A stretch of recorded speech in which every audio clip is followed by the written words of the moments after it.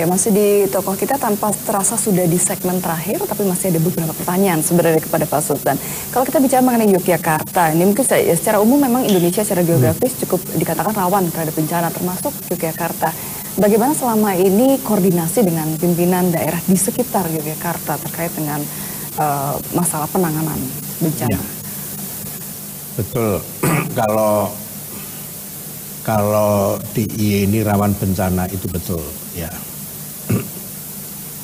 Tidak hanya banjir sama angin puting beliung ya, tapi juga ada laut, ada gunung Merapi, gitu, dan ada sesar ya.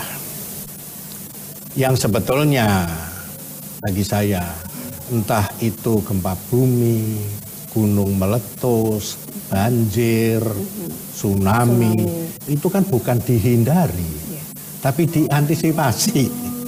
Gimana kita akan hindari gitu? Diantisipasi. Betul.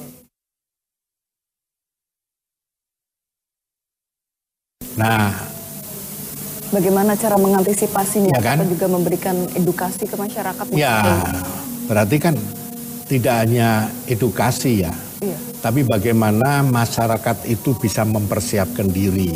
Masyarakat Merapi itu yang paling siap ya, karena 4 tahun sekali pasti ada lava gitu ya.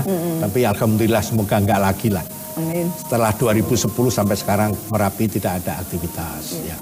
Jadi masyarakat Merapi itu biarpun hari biasa ya, dia punya sertifikat, punya kekayaan yang berupa barang dan sebagainya, barang berharga.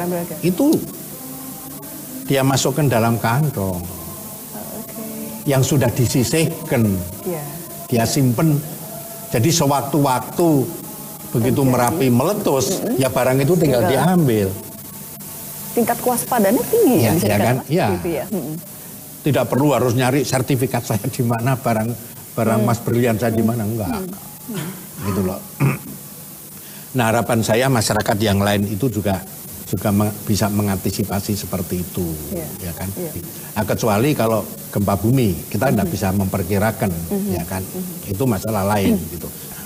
Kami hanya ingin, ya kan, bagaimana sebetulnya evakuasi korban itu yang benar itu bagaimana? Kami selalu menghubungi lembaga dan sebagainya, tapi tapi tidak pernah terrealisasi ya. Orang patah tulang, ya, karena dia kejatuhan rumah, peristiwa 2006 ya, misalnya gitu. Biarpun dia masih hidup, itu kalau kita bopong, itu sebetulnya bener enggak? Cara membopongnya juga ada tekniknya. Menurut dokter ini bener enggak? Yang betul itu gimana? Pertolongan pertama itu.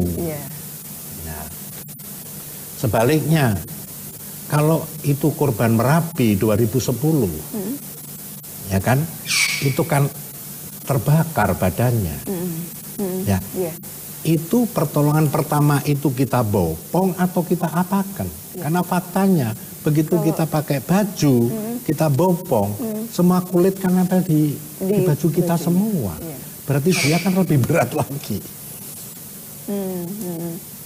SOP-nya itu gimana sebetulnya dalam pertolongan pertama? Bagi saya kan hal ini jadi penting.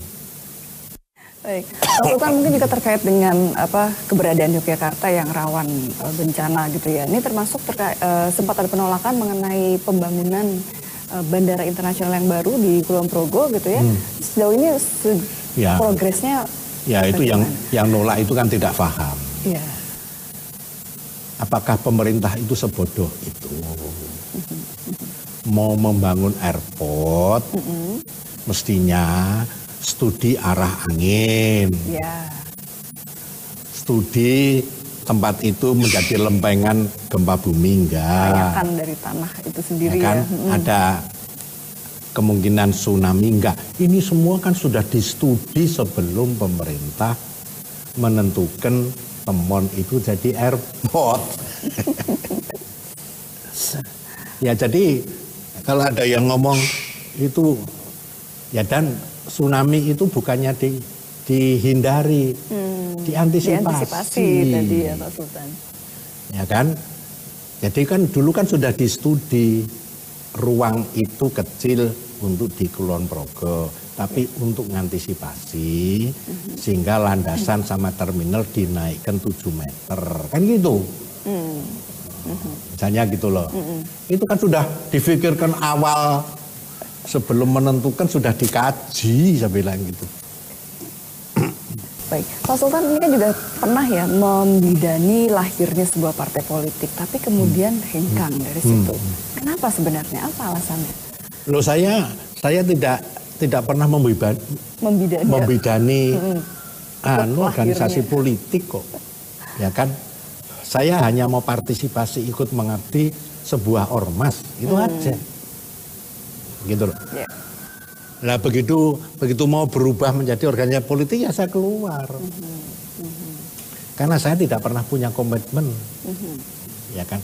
Karena saya tahu, ya kan, bahwa undang-undang keistimewaan itu salah satunya ada persyaratan saya tidak boleh berpartai politik. Nah, ya. Gitu loh. Baik, terakhir closing statement Pak Sultan. Ya saya tidak punya harapan yang berlebih ya, ya kan. Ya semoga saja apa yang saya sampaikan itu bisa publik lebih memahami. Ya. Dan beginilah sebenarnya Hamengkubuwono itu bukan orang lain, di antara kita saja juga. Baik Pak Sultan, terima kasih banyak atas waktunya, dan pemirsa. Dengan demikian, balik sudah tokoh kita bersama dengan Sri Sultan Hamengkubuwono X. Sampai jumpa.